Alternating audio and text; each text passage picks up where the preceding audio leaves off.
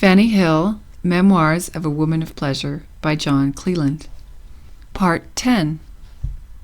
Louisa herself did not long outstay this adventure at Mrs. Cole's, to whom, by the by, we took care not to boast of our exploit till all fear of consequences were clearly over, for an occasion presenting itself of proving her passion for a young fellow at the expense of her discretion, proceeding all in character, she packed up her toilet at half a day's warning and went with him abroad,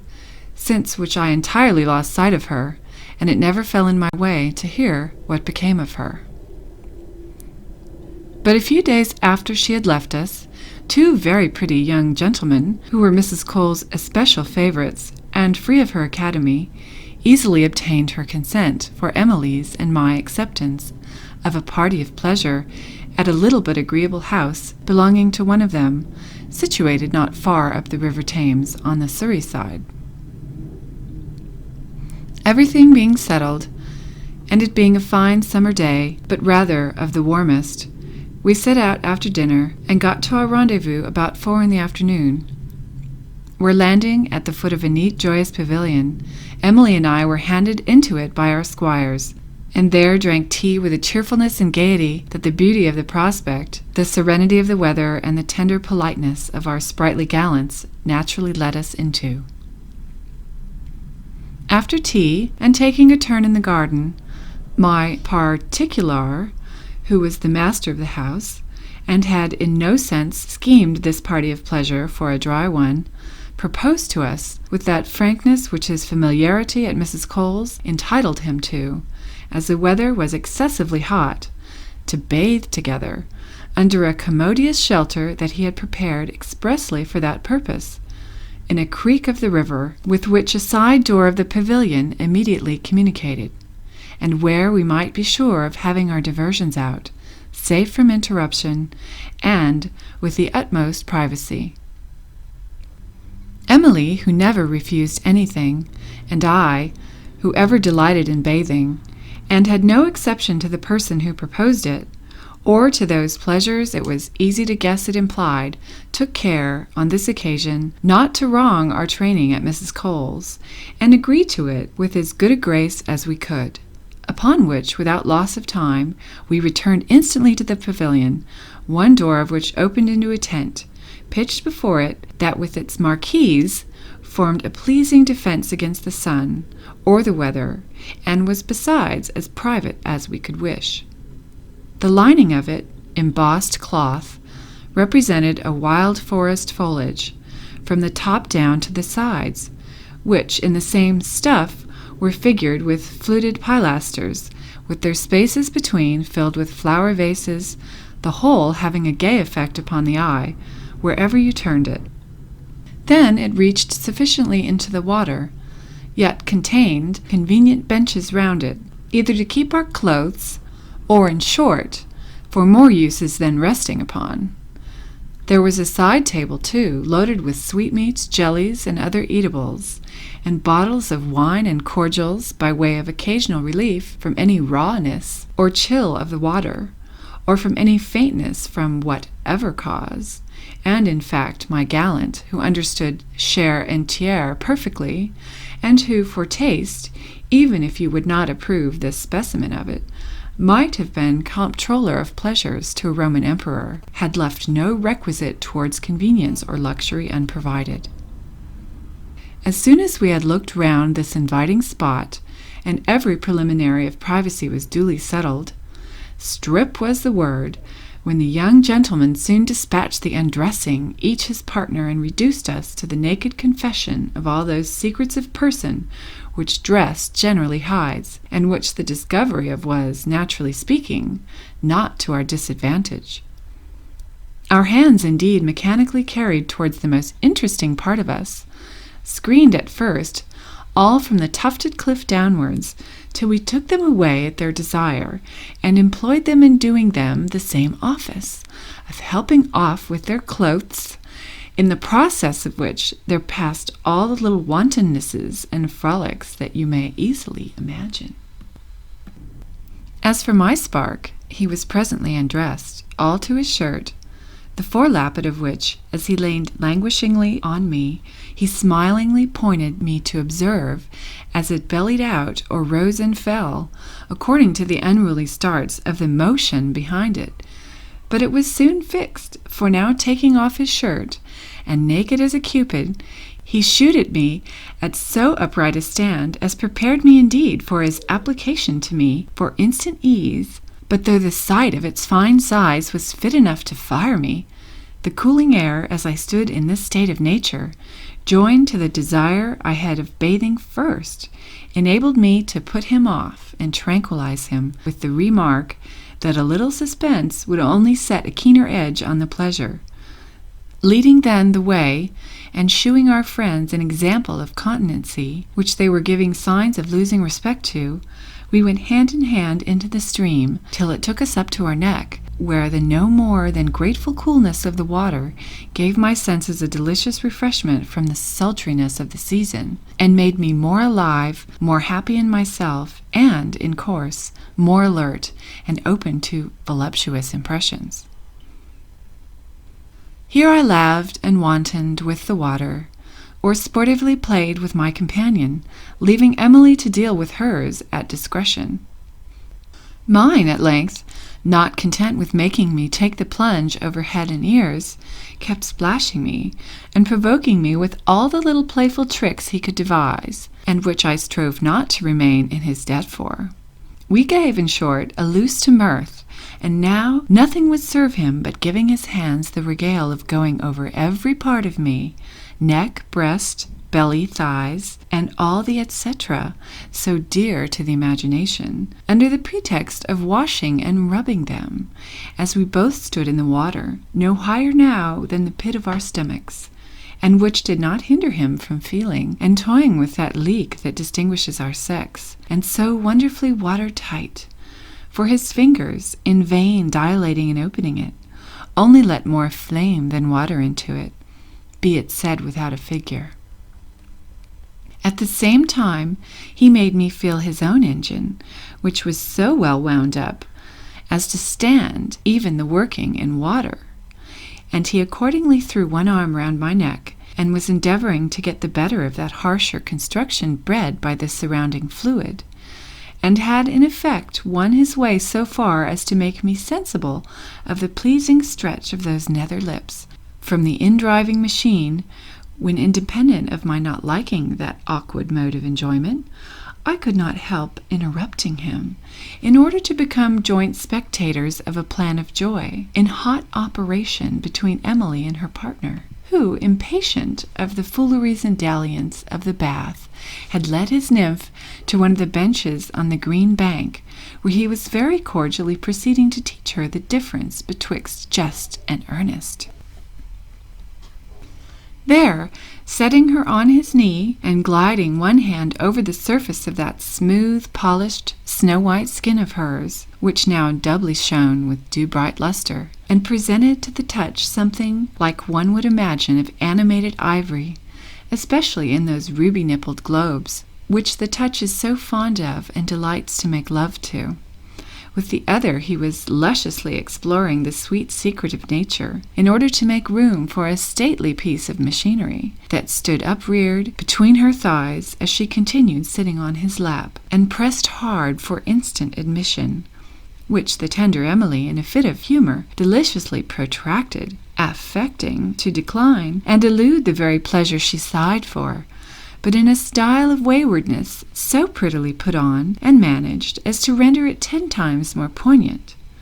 Then her eyes, all amidst the softest dying languishment, expressed at once a mock denial and extreme desire, whilst her sweetness was zested with a coyness so pleasingly provoking. Her moods of keeping him off were so attractive that they redoubled the impetuous rage which he covered her with kisses, and the kisses that, while she seemed to shy from or scuffle for, the cunning wanton contrived such sly returns of, as were doubtless the sweeter for the gust she gave them of being stolen, ravished. Thus Emily, who knew no art but that which nature itself, in favor of her principal end, pleasure, had inspired her with, the art of yielding. Coyed it indeed,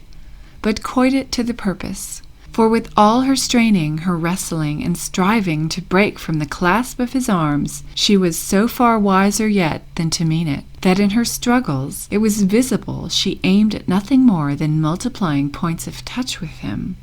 and drawing yet closer the folds that held them everywhere entwined, like two tendrils of a vine intercurling together, so that the same effect, as when Louisa strove in good earnest to disengage from the idiot, was now produced by different motives. Meanwhile, their immersion out of the cold water had caused a general glow, a tender suffusion of heightened carnation over their bodies, both equally white and smooth-skinned, so that as their limbs were thus amorously interwoven, in sweet confusion, it was scarce possible to distinguish who they respectively belonged to, but for the brawnier, bolder muscles of the stronger sex. In a little time, however, the champion was fairly in with her, and had tied at all points the true lover's knot, when now, adieu all the little refinements of a finessed reluctance, adieu the friendly feint. She was presently driven forcibly out of the power of using any art, and indeed, what art must not give way, when nature, corresponding with her assailant, invaded in the heart of her capital and carried by storm, lay at the mercy of the proud conqueror who had made his entry triumphantly and completely. Soon, however, to become a tributary, for the engagement growing hotter and hotter at close quarters, she presently brought him to the pass of paying down the dear debt to nature, which had scarce time to plume herself upon her victory, but shot with the same discharge, she in a loud expiring sigh, in the closure of her eyes, the stretch out of her limbs, and a remission of her whole frame, gave manifest signs that all was as it should be. For my part, who had not with the calmest patience stood in the water all this time to view this warm action, I leaned tenderly on my gallant, and at the close of it seemed to ask him with my eyes what he thought of it. But he, more eager to satisfy me by his actions than by words or looks, as we shoaled the water towards the shore, shewed me the staff of love so intensely set up, that had not even charity beginning at home in this case, urged me to our mutual relief, it would have been cruel indeed to have suffered the youth to burst with straining, when the remedy was so obvious and so near at hand. Accordingly, we took to a bench, whilst Emily and her spark, who belonged, it seemed, to the sea, stood at the sideboard, drinking to our good voyage, for, as the last observed, we were well under way, with a fair wind up channel and full freighted, nor indeed were we long before we finished our trip to Cythera and unloaded in the old haven, but as the circumstances did not admit of much variation, I shall spare you the description. At the same time, allow me to place you here an excuse I am conscious of owing you, for having, perhaps, too much affected the figurative style, though surely it can pass nowhere more allowably than in a subject which is so properly the province of poetry,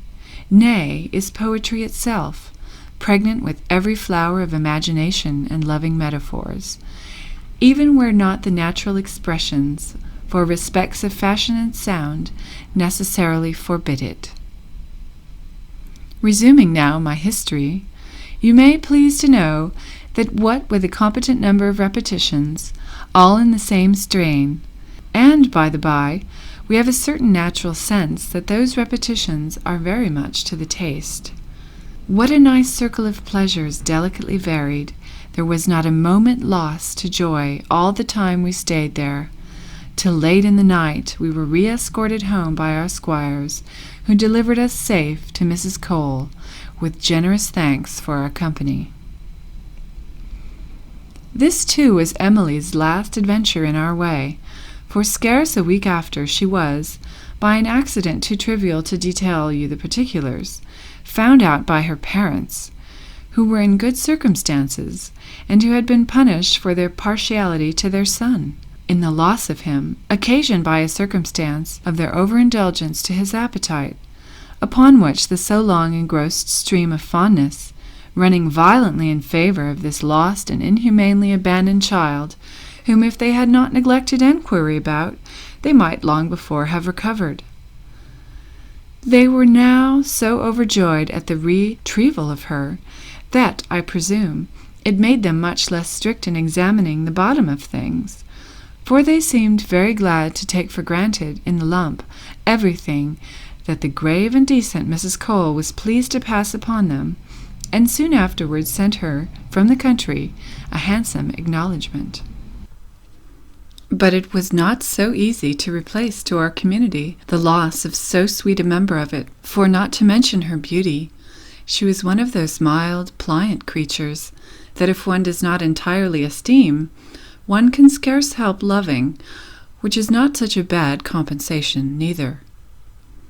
Owing all her weaknesses to good nature, and an indolent facility that kept her too much at the mercy of first impressions,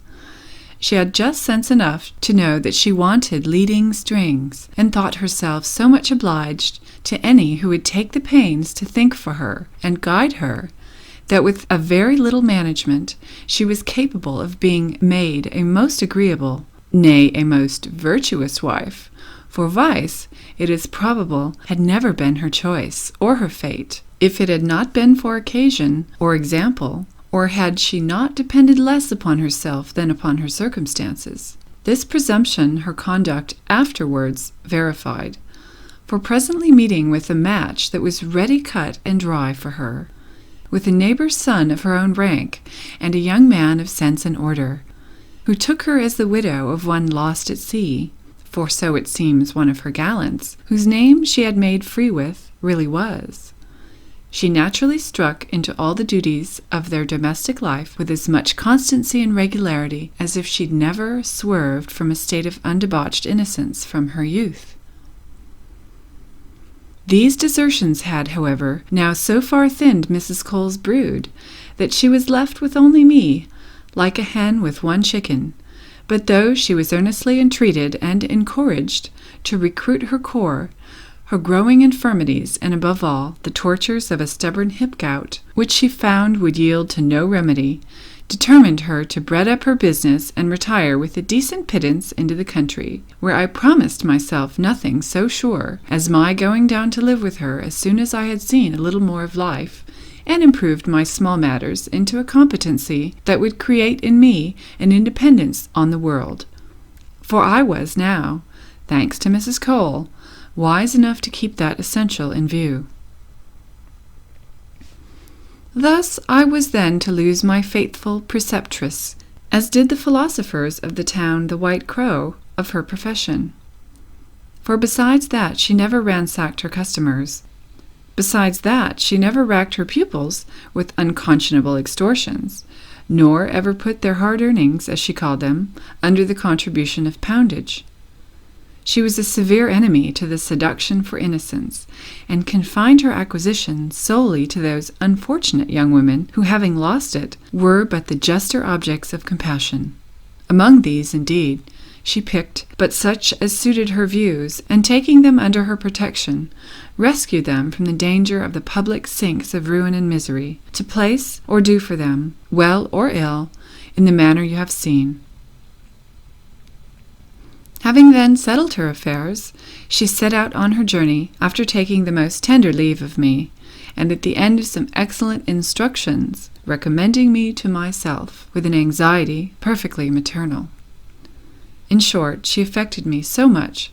that I was not presently reconciled to myself for suffering her at any rate to go without me, but fate had, it seems, otherwise disposed of me.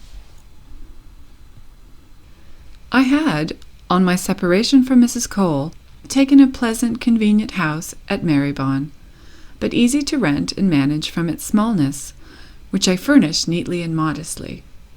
There, with a reserve of £800, the fruit of my deference to Mrs. Cole's counsels, exclusive of clothes, some jewels, some plate. I saw myself in purse for a long time, to wait without impatience for what the chapter of accidents might produce in my favor. Here, under the new character of a young gentlewoman whose husband was gone to sea, I had marked me out such lines of life and conduct as leaving me at a competent liberty to pursue my views, either out of pleasure or fortune, bounded me nevertheless strictly within the rules of decency and discretion, a disposition in which you cannot escape observing a true pupil of Mrs. Cole. I was scarce, however, well warm in my new abode, when going out one morning pretty early to enjoy the freshness of it, in the pleasing outlet of the fields, accompanied only by a maid, whom I had newly hired. As we were carelessly walking among the trees, we were alarmed with the noise of a violent coughing. Turning our heads towards which, we distinguished a plain, well-dressed elderly gentleman, who, attacked with a sudden fit, was so much overcome as to be forced to give way to it and sit down at the foot of a tree, where he seemed suffocating with the severity of it, being perfectly black in the face, not less moved than frightened, with which I flew on the instant to his relief, and using the road of practice I had observed on the like occasion, I loosened his cravat and clapped him on the back. But whether to any purpose, or whether the cough had its own course, I know not.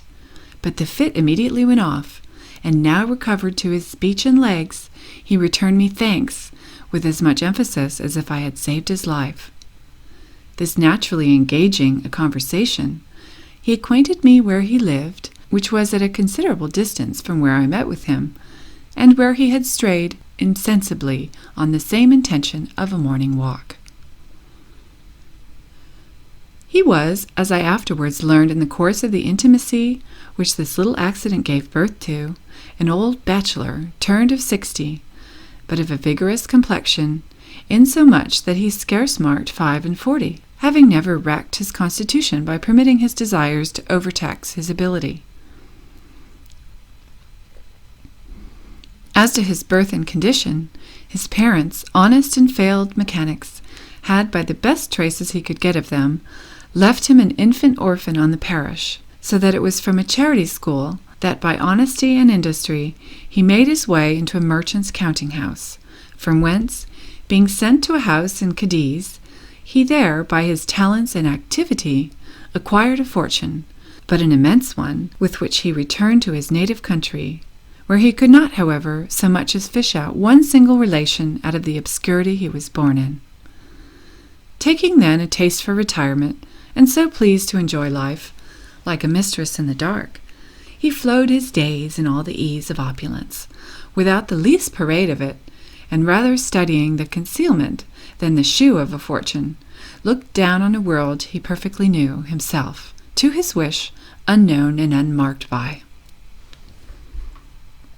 But as I propose to devote a letter entirely to the pleasure of retracing to you all the particulars of my acquaintance with this ever to me memorable friend, I shall in this transiently touch on no more than may serve as mortar to cement, to form the connection of my history, and to obviate your surprise that one of my high blood and relish of life should count a gallant of 80 such a catch. Referring then to a more explicit narrative, to explain by what progressions our acquaintance, certainly innocent at first, insensibly changed nature, and ran into unplatonic lengths, as might well be expected from one of my condition of life, and above all, from that principle of electricity that scarce ever fails of producing fire when the sexes meet. I shall only her acquaint you, that his age had not subdued his tenderness for our sex, neither had it robbed him of the power of pleasing, since whatever he wanted in the bewitching charms of youth he atoned for, or supplemented with the advantages of experience. The sweetness of his manners, and above all, his flattering address in touching the heart, by an application to the understanding. From him it was I first learned, to any purpose, and not without infinite pleasure, that I had such a portion of me worth bestowing some regard on. From him I received my first essential encouragement, and instructions how to put it in that train of cultivation, which I have since pushed to the little degree of improvement you see it at. He it was who first taught me to be sensible that the pleasures of the mind were superior to those of the body, at the same time that they were so far from obnoxious to or incompatible with each other, that besides the sweetness in the variety and transition, the one served to exalt and perfect the taste of the other to a degree that the senses alone can never arrive at. Himself a rational pleasurist, as being much too wise to be ashamed of the pleasures of humanity, loved me indeed, but loved me with dignity, in a mean equally removed from the sourness or forwardness by which age is unpleasingly characterized, and from that childish, silly dotage that so often disgraces it, and which he himself used to turn into ridicule, and compare to an old goat affecting the frisk of a young kid. In short, everything that is generally unamiable in his season of life was, in him, repaired by so many advantages, that he existed a proof, manifest at least to me, that it is not out of the power of age to please. If it lays out to please, and if, making just allowances, those in that class do not forget that it must cost them more pains and attention than what youth, the natural springtime of joy, stands in need of, as fruits out of season require proportionately more skill and cultivation to force them. With this gentleman, then, who took me home soon after our acquaintance commenced, I lived near 8 months, in which time my constant complaisance and docility, my attention to deserve his confidence and love,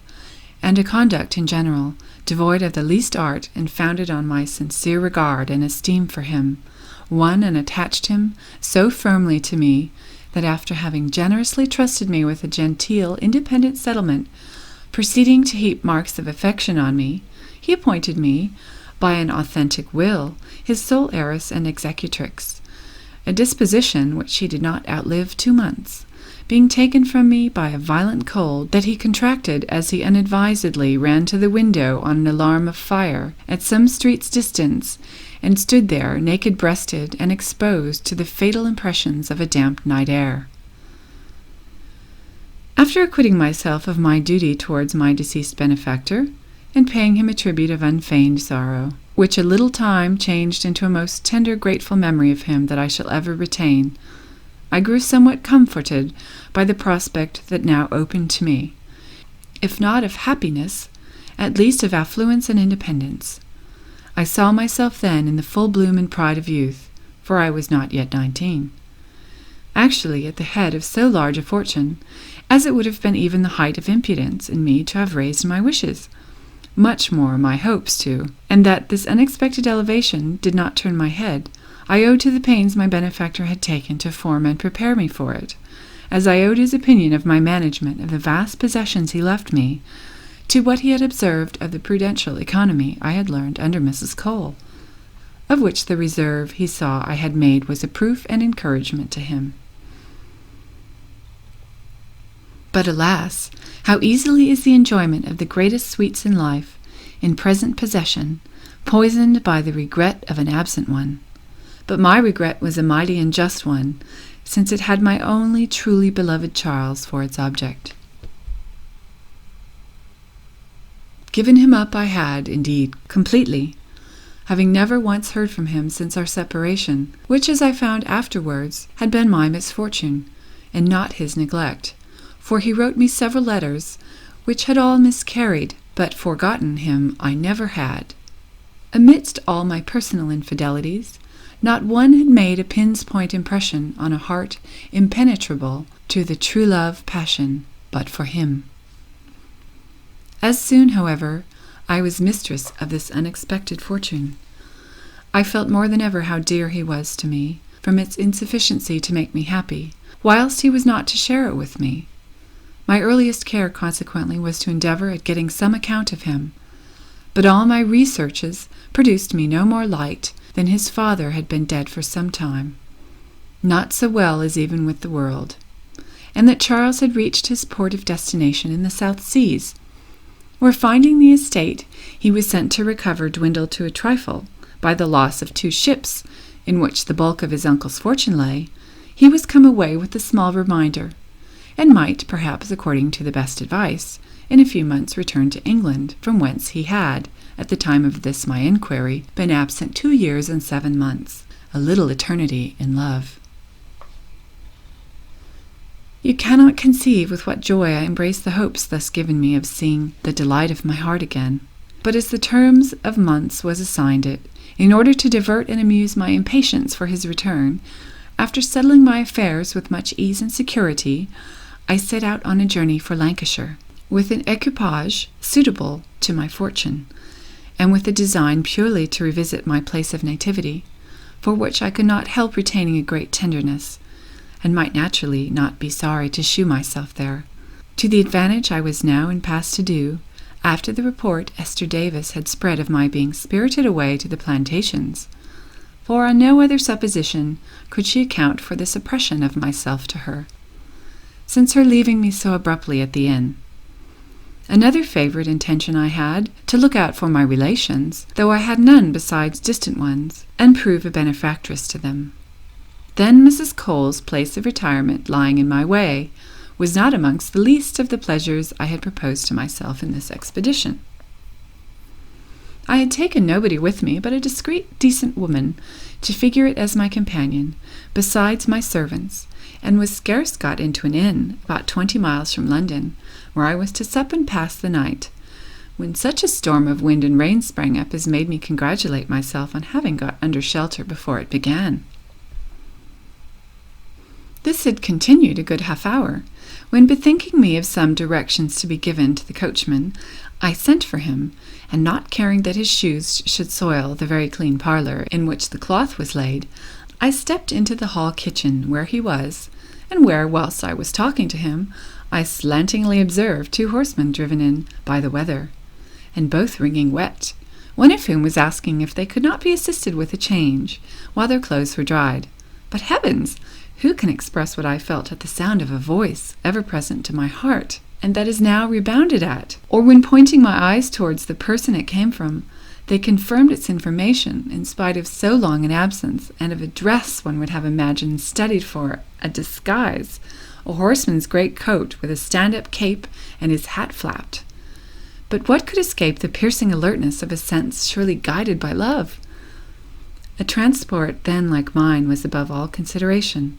or schemes of surprise, and I, that instant, with the rapidity of the emotions that I felt the spur of, shot into his arms, crying out, as I threw mine round his neck, "My life, my soul, my Charles!" and without further power of speech swooned away under the pressing agitations of joy and surprise.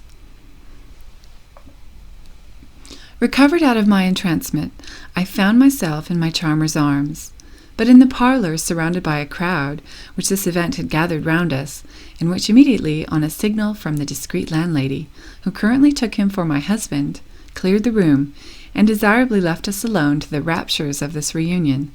my joy at which had like to have proved, at the expense of my life, power superior to that of grief at our fatal separation. The first object, then, that my eyes opened on was their supreme idol,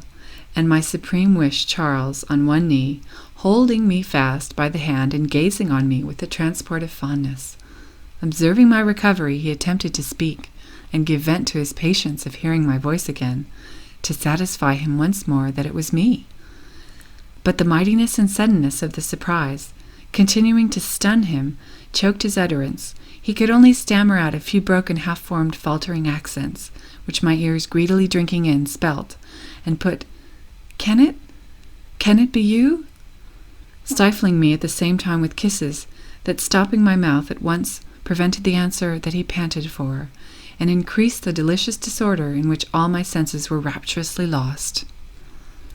Amidst, however, this crowd of ideas, and all blissful ones, there obtruded only one cruel doubt, that poisoned nearly all the transcendent happiness. And what was it but my dread of it being too excessive to be real? I trembled now with the fear of its being no more than a dream, and of my waking out of it into the horrors of finding it one. under this fond apprehension, imagining I could not make too much of the present prodigious joy, before it should vanish and leave me in the desert again, nor verify its reality too strongly. I clung to him, I clasped him, as if to hinder him from escaping me again. "Where have you been? How could you? Could you leave me? Say you are still mine, that you still love me, and thus?" Kissing him as if I would consolidate lips with him. "I forgive you. Forgive my hard fortune in favor of this restoration." All these interjections breaking from me in that wildness of expression that justly passes for eloquence in love, drew from him all the returns my fond heart could wish or require. Our caresses, our questions, our answers, for some time observed no order, all crossing or interrupting one another in sweet confusion, whilst we exchanged hearts at our eyes, and renewed the ratifications of a love unabated by time or absence. Not a breath, not a motion, not a gesture on either side, but was strongly impressed with it.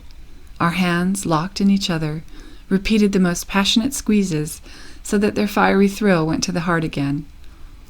Thus absorbed and concentrated in this unutterable delight, I had not attended to the sweet author of it, being thoroughly wet and in danger of catching cold,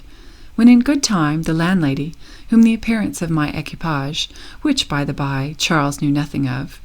had gained me an interest in, for me and mine, interrupted us by bringing in a decent shift of linen and clothes, which now, somewhat recovered into a calmer composure, by the coming in of a third person, I pressed him to take the benefit of, with a tender concern and anxiety that made me tremble for his health. The landlady leaving us again, he proceeded to shift, in the act of which, though he proceeded with all that modesty which became the first solemner instance of our re-meeting after so long an absence, I could not contain certain snatches of my eyes, lured by the dazzling discoveries of his naked skin,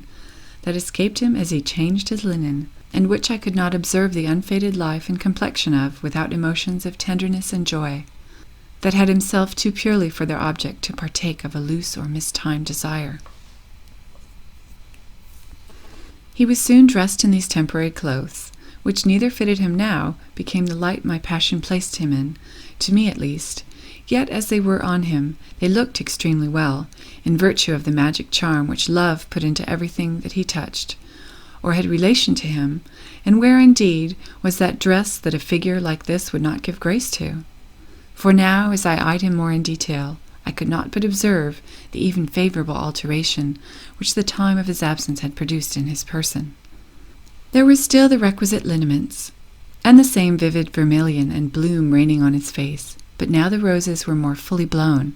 The tan of his travels, and a beard somewhat more distinguishable, had, at the expense of no more delicacy than what he could well spare, given it an air of becoming manliness and maturity that symmetrized nobly with that air of distinction and empire with which nature had stamped it, in a rare mixture with the sweetness of it. Still nothing he lost of that smooth plumpness of flesh, which, glowing with freshness, blooms florid to the eye and delicious to the touch.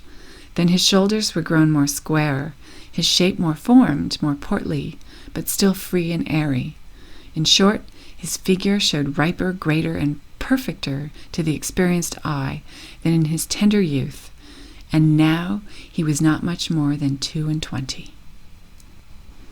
In this interval, however, I picked out of the broken, often pleasingly interrupted account of himself that he was, at that instant, actually on his road to London, in not a very paramount plight or condition, having been wrecked on the Irish coast, for which he had prematurely embarked, and lost all the little he had brought with him from the South Seas, so that he had not till after great shifts and hardships, in the company of his fellow traveller, the captain, got so far on his journey, that so it was, having heard of his father's death and circumstances, he had now the world to begin again, on a new account, a situation which, he assured me, in a vein of sincerity that flowing from his heart penetrated mine,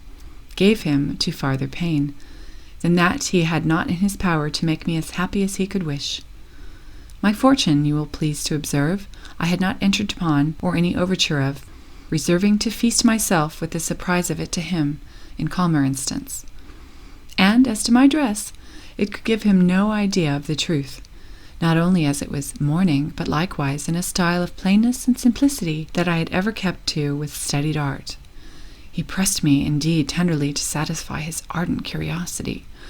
both with regard to my past and present state of life, since his being torn away from me, but I had the address to elude his questions by answers that, shewing his satisfaction at no great distance, won upon him to waive his impatience, in favor of the thorough confidence he had in my not delaying it, but for respects I should in good time acquaint him with. Charles, however, thus returned to my longing arms, tender, faithful, and in health, was already a blessing too mighty for my conception.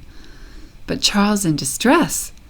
Charles reduced and broken down to his naked personal merit, was such a circumstance in favor of the sentiments I had for him as exceeded my utmost desires,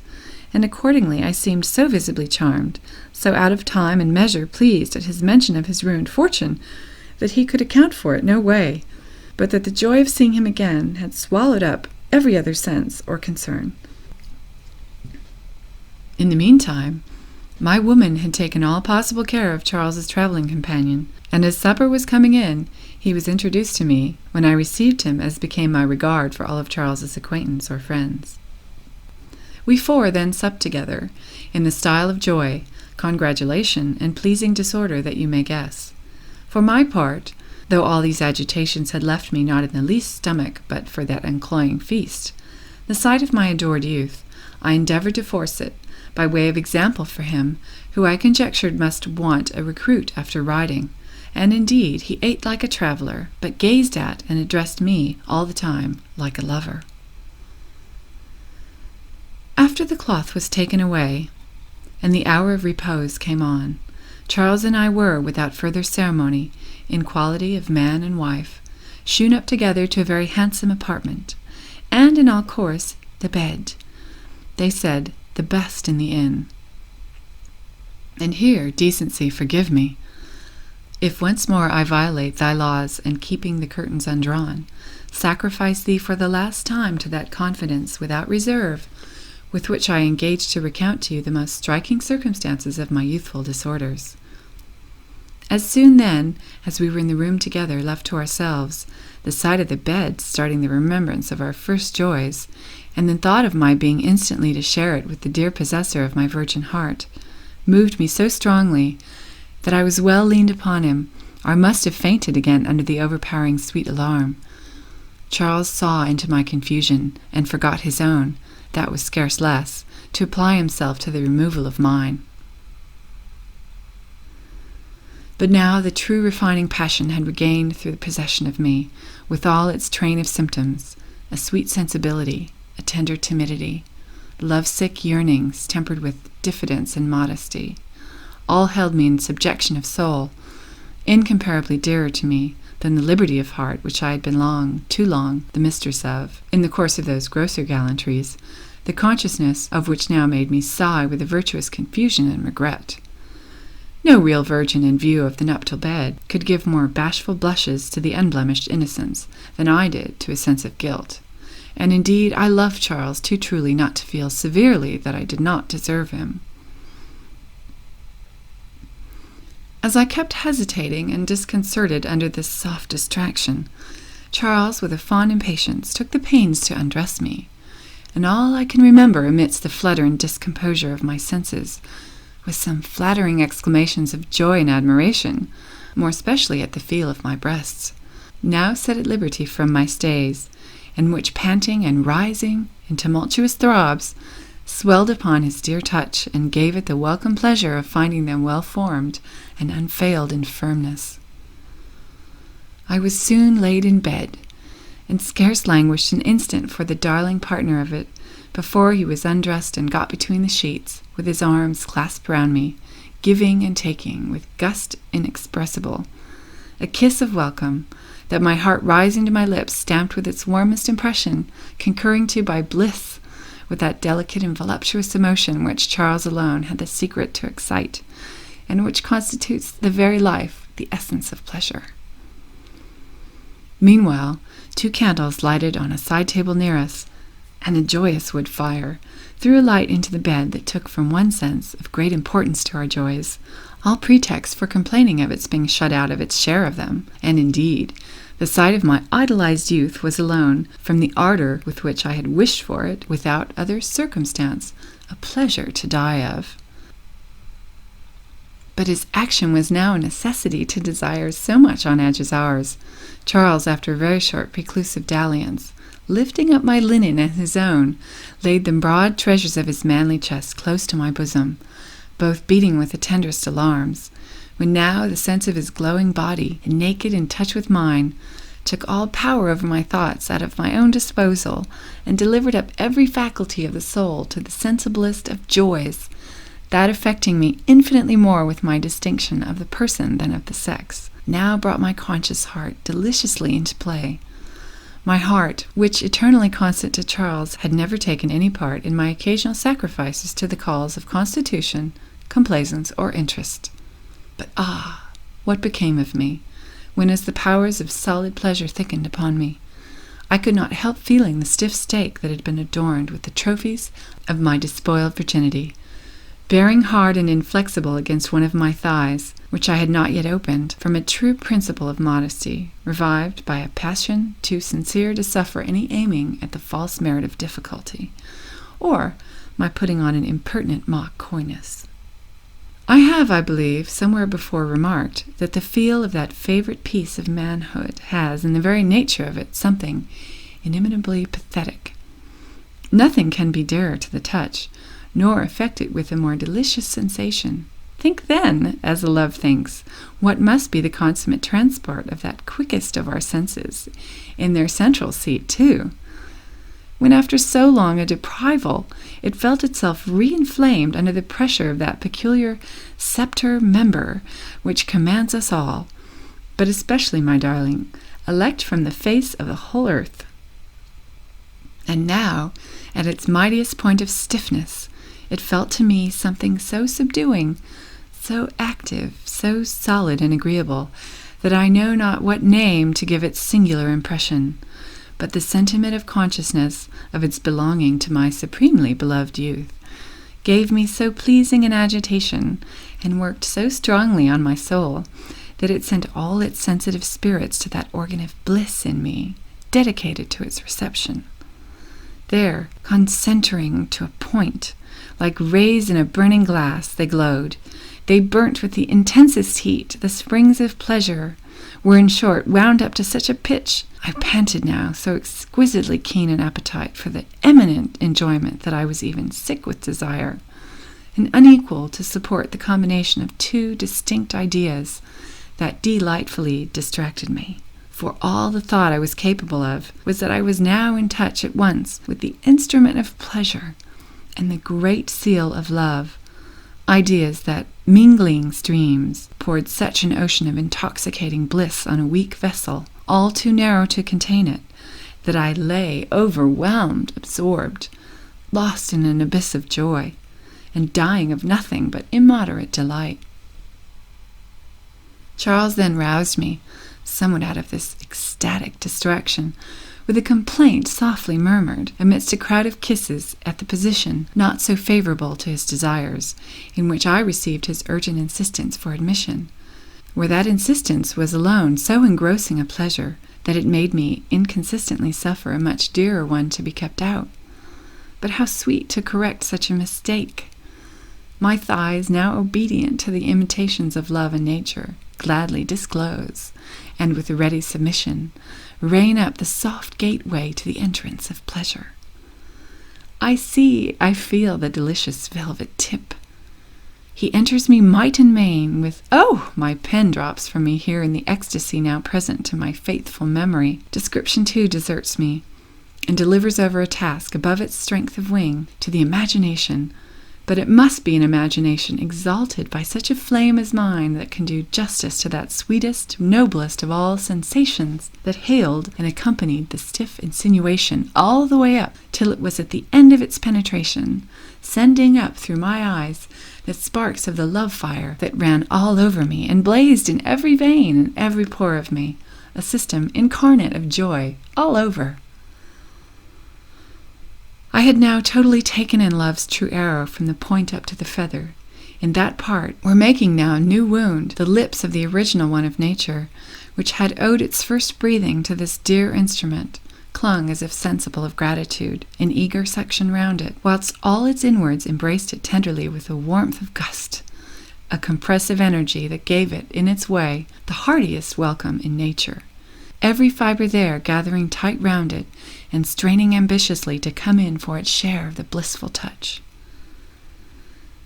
As we were giving them a few moments of pause to the delectation of the senses, and dwelling with the highest relish on this intimest point of reunion, and chewing the cud of enjoyment, the impatience natural to the pleasure soon drove us into action. Then began the driving tumult on his side, and the responsive heaves on mine, which kept me up to him, whilst, as our joys grew too great for utterance, the organs of our voices, voluptuously intermixing, became organs of the touch. And oh, the touch, how delicious!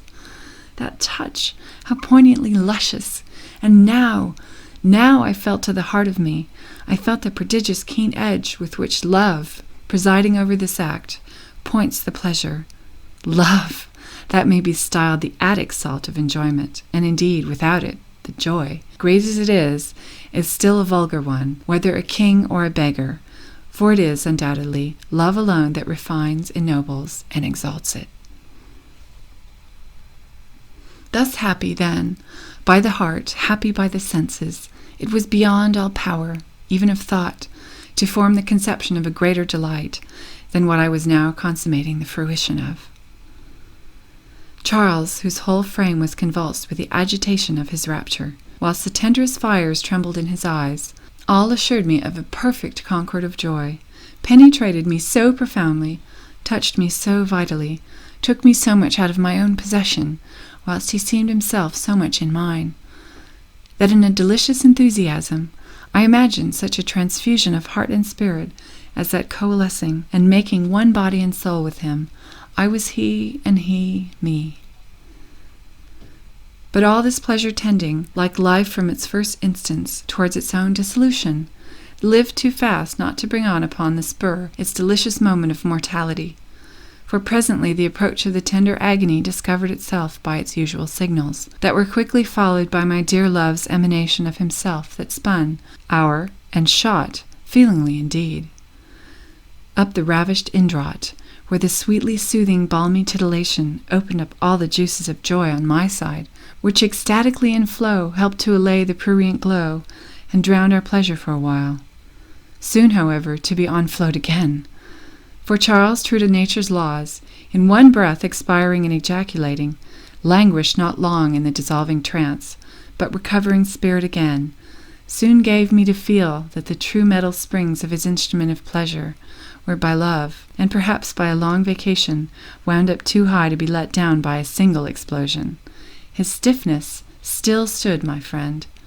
Resuming then the action afresh without dislodging, or giving me the trouble of parting from my sweet tenant, we played over again the same opera, with the same delightful harmony and concert. Our ardors, like our love, knew no remission, and all as the tide served my lover, lavish of his stores and pleasure-milked, overflowed me once more from the fullness of his oval reservoirs of the genial emulsion, whilst on my side a convulsive grasp, in the instant of my giving down the liquid contribution, rendered me sweetly subservient at once to the increase of his joy and of its effusions, moving me so as to make me exert all those springs of the compressive exsuction with which the sensitive mechanism of that part thirstily draws and drains the nipple of love, with such an instinctive eagerness and attachment as to compare great with less. Kind nature engages infants at the breast by the pleasure they find in the motion of their little mouths and cheeks to extract the milky stream prepared for their nourishment. But there was still no end of his vigor. This double discharge had so far from extinguished his desires for that time that it had not even calmed them, and at his age desires are power. He was proceeding then amazingly to push it to a third triumph, still without uncasing. If a tenderness natural to true love had not inspired me with self-denial enough to spare, and not overstrain him, and accordingly entreating him to give himself and me quarter, I obtained at length a short suspension of arms, but not before he had exultingly satisfied me that he gave me outstanding. The remainder of the night, with which we borrowed upon the day, we employed with unwearied fervor in celebrating thus the festival of our re-meeting, and got up pretty late in the morning, gay, brisk, and alert, though rest had been a stranger to us. But the pleasures of love had been to us what the joy of victory is to an army: repose, refreshment, everything. The journey into the country being now entirely out of the question, and orders having been given overnight for turning the horses' heads towards London, we left the inn as soon as we had breakfasted, not without a liberal distribution of the tokens of my grateful sense of the happiness I had met with in it. Charles and I were in my coach, the captain and my companion in a chaise hired purposely for them, to leave us the conveniency of a tete-a-tete. Here on the road, as the tumult of my senses was tolerably composed, I had command enough to break properly to him the course of life that the consequence of my separation from him had driven me into, which at the same time he tenderly deplored with me. He was the less shocked at, as, on reflecting how he had left me circumstance, he could not be entirely unprepared for it. But when I opened the state of my fortune to him, and with that sincerity which, from me to him, was so much of a nature in me, I begged of him his acceptance of it on his own terms. I should appear to you perhaps too partial to my passion, were I to attempt the doing of his delicacy justice. I shall content myself then with assuring you that after his flatly refusing the unreserved, unconditional donation that I long persecuted him in vain to accept, it was at length, in obedience to his serious commands, for I stood out unaffectedly till he exerted the sovereign authority with which love had given him over me, that I yielded my consent to waive the remonstrance I did not fail of making strongly to him against his degrading himself, and incurring the reflection, however unjust, of having, for respects of fortune, bartered his honor for infamy and prostitution, in making one his wife, who thought herself too much honored in being but his mistress. The plea of love then overruling all objections, Charles, entirely won with the merit of my sentiments for him, which he could not but read the sincerity of in a heart ever open to him, obliged me to receive his hand, by which means I was in pass, among other innumerable blessings, to bestow a legal parentage on those fine children you have seen by this happiest of matches. Thus at length I got snug into port, where in the bosom of virtue I gathered the only uncorrupt sweets, where looking back on the course of vice I had run, and comparing its infamous blandishments with the infinitely superior joys of innocence, I could not help pitying, even in point of taste, those who, immersed in gross sensuality, are insensible to the so delicate charms of virtue, than which even pleasure has not a greater friend, nor than vice a greater enemy. Thus temperance makes men lords over those pleasures that intemperance enslaves them to. The one, the parent of health, vigor, fertility, cheerfulness, and every other desirable good of life; the other, of diseases, debility, barrenness, self-loathing, with only every evil incident to human nature. You laugh, perhaps, at this tale-piece of morality, extracted from me by the force of truth, resulting from compared experiences. You think it, no doubt, out of place, out of character? Possibly, too, you may look on it as the paltry finesse of one who seeks to mask a devotee to vice under a rag of a veil, impudently smuggled from the shrine of virtue, just as if one was to fancy oneself completely disguised at a masquerade, with no other change of dress than turning one's shoes into slippers, or as if a writer should think to shield a treasonable libel by concluding it with a formal prayer for the king. But, independent of my flattering myself that you have a juster opinion of my sense and sincerity, give me leave to represent to you that such a supposition is even more injurious to virtue than to me, since, consistently with candor and good nature, it can have no foundation but in the falsest of fears that its pleasures cannot stand in comparison with those of vice. But let truth dare to hold it up in its most alluring light. Then mark how spurious, how low of taste, how comparatively inferior its joys are to those which virtue gives sanction to, and whose sentiments are not above making even a sauce for the senses, but a sauce of the highest relish, whilst vices are the harpies that infect and foul the feast. The paths of vice are sometimes strewed with roses, but then they are forever infamous for many a thorn, for many a cankerworm. Those of virtue are strewed with roses purely, and those eternally unfading ones. If you do me then justice, you will esteem me perfectly consistent in the incense I burn to virtue. If I had painted vice in all its gayest colors, if I have decked it with flowers, it has been solely in order to make the worthier the solemner sacrifice of it to virtue. You know Mr. C.O. You know his estate, his worth, and good sense. Will you pronounce it ill-meant, at least of him, when anxious for his son's morals, with a view to form him to virtue and inspire him with a fixed, irrational contempt for vice, he consented to be his master of the ceremonies, and led him by the hand through the most noted bawdy houses in town, where he took care he should be familiarized with all those scenes of debauchery so fit to nauseate a good taste. The experiment, you will cry, is dangerous. True, on a fool. But are fools worth so much attention?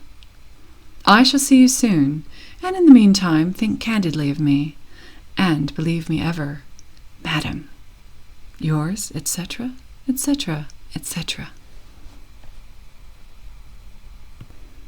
End of Part 10